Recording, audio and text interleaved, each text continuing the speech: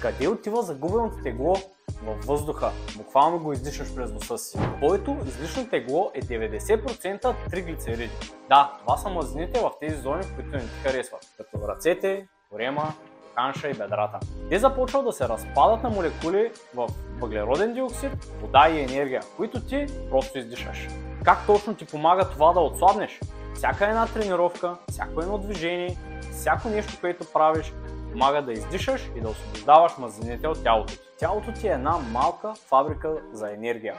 Когато тренираме и се движим постоянно, ние използваме триглицеридите за енергия, за да можем да задвижим тези процеси, а мазнината напуска тялото ни като издишаме. Така че когато правиш упражнения, разхождаш се или дори се смееш, ти не само гориш едни калории, а ти в действителност издишаш мазнините от тялото ти, така че се наслаждавай и се забавлявай на този процес. Не е нужно да се страхуваш от всяка една хапка храна. Това, което е важно, е да разбереш информацията и процесите в тялото, за да ги използваш по най-добър начин за теб. Последвай ни за още полезни съвети.